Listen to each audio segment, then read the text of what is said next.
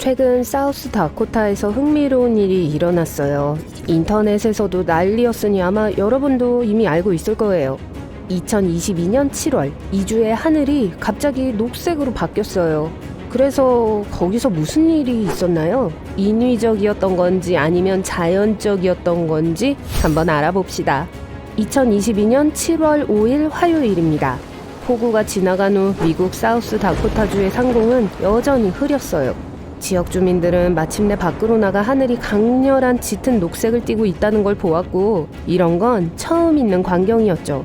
사람들은 그게 공상과학 소설이나 공포영화에 나오는 것 같았다고 했어요. 당연하게도 사우스다코타 주민들은 즉시 소셜미디어를 통해 이 소식을 퍼뜨리기 시작했어요. 사람들은 아름답지만 아주 섬뜩한 사진을 트위터에 공유했죠. 수폭포와 몇몇 다른 마을들 위에 있던 사진을 보여주었어요. 비록 초자연적인 것처럼 보였지만 사실 이건 전혀 무서운 현상이 아니에요. 그냥 빛과 대기가 미치는 영향 때문이에요. 이런 일은 거의 일어나지 않으며 보통 정말 안 좋은 날씨가 다가오고 있다는 걸 의미하죠. 그리고 사우스다코타에서도 마찬가지였어요. 사람들이 사진을 공유하기 전에 뇌우가 수폭포 마을을 휩쓸었어요. 이것은 미국 기상청에 의해 확인되었어요. 이 허리케인은 끔찍했습니다. 시속 161km 정도였어요. 보퍼트 풍력 계급에 따르면 이건 가장 빠르고 가장 파괴적인 폭풍이었어요.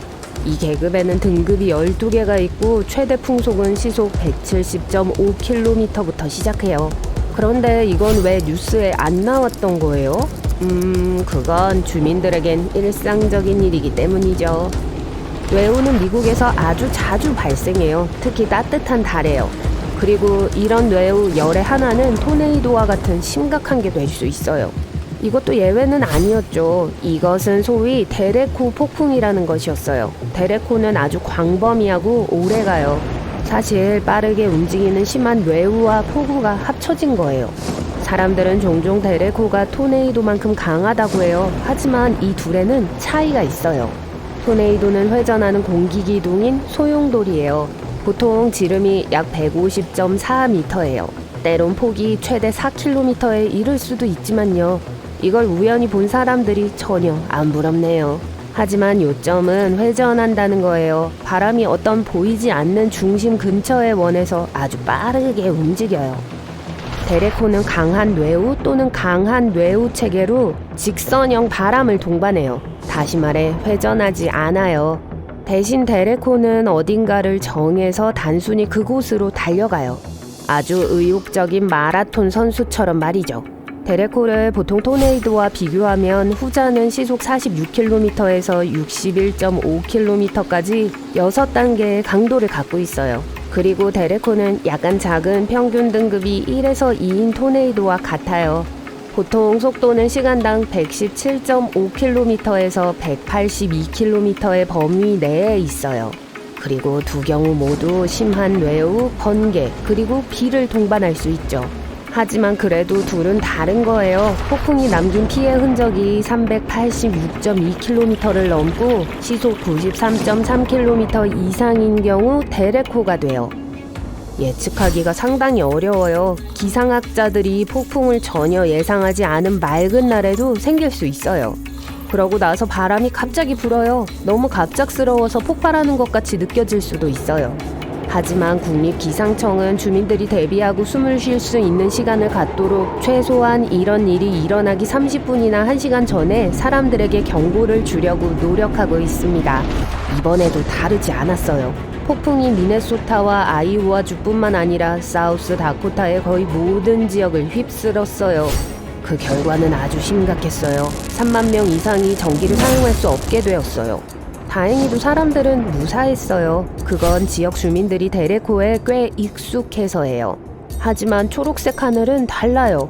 지역 주민들에게도 아주 드문 광경이었죠. 모두들 왜 이런 일이 일어났는지 궁금해했어요.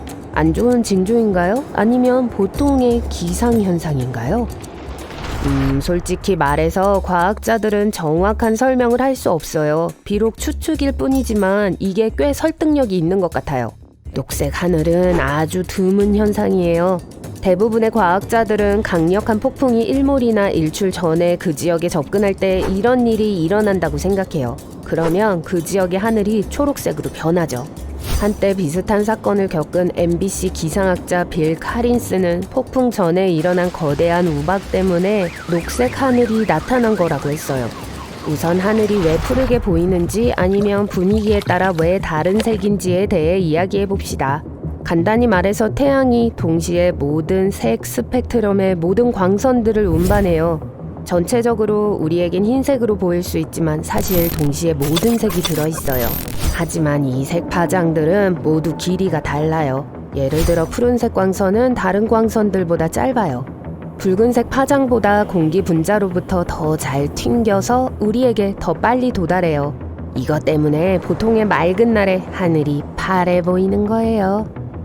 동시에 붉은색과 주황색 파장은 아주 길고 더 느리게 이동해요. 그래서 보통 뒤처지죠.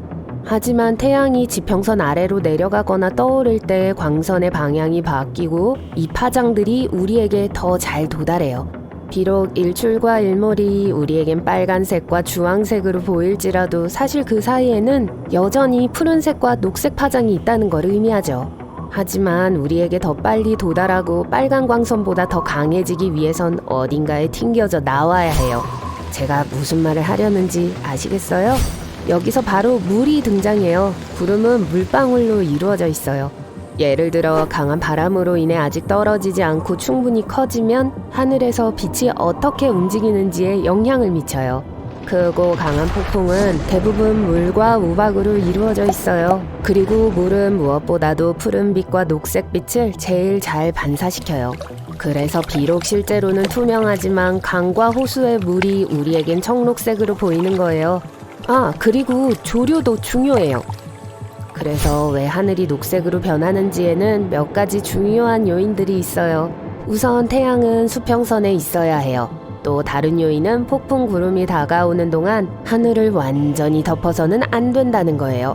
햇빛이 들어올 공간이 조금 있어야 해요. 그러면 눈에 거의 띄지 않는 푸른 광선이 폭풍 구름 위로 뛰어 올라요. 물방울과 우박에 의해 튕겨나가요. 붉은 노을과 섞이면서 밝은 녹색빛으로 변해요. 그리고 이 녹색빛이 하늘 전체로 퍼져요. 그래서 하늘이 녹색으로 변하는 대부분의 경우 사람들이 저녁에만 이걸 볼 수 있는 거예요. 네, 한낮에 일어날 수도 있어요. 하지만 조건이 이미 상당히 명확해서 낮에 그런 걸 보는 건 훨씬 더 드물 거예요. 그럼에도 만약 녹색 하늘이 보인다면 당황할 필요는 없어요. 반드시 끔찍한 폭풍이 오고 있다는 걸 의미하진 않아요. 가능성은 높지만 그럼에도 꼭 그런 건 아니죠. 그냥 폭우일 수도 있어요. 아니면 큰 우박이거나. 다시 말해 녹색 하늘을 본다면 숨기는 게 좋을 거예요. 그리고 차를 숨기세요. 하지만 집에서 편안하게 이 놀라운 하늘을 보고 있을 만큼 운이 좋았다면 정말 흥미진진할 거예요. 만약 이런 걸 언뜻 봤다면 아주 희귀하고 특별한 경험을 할 기회가 있었다는 것만 알아두세요.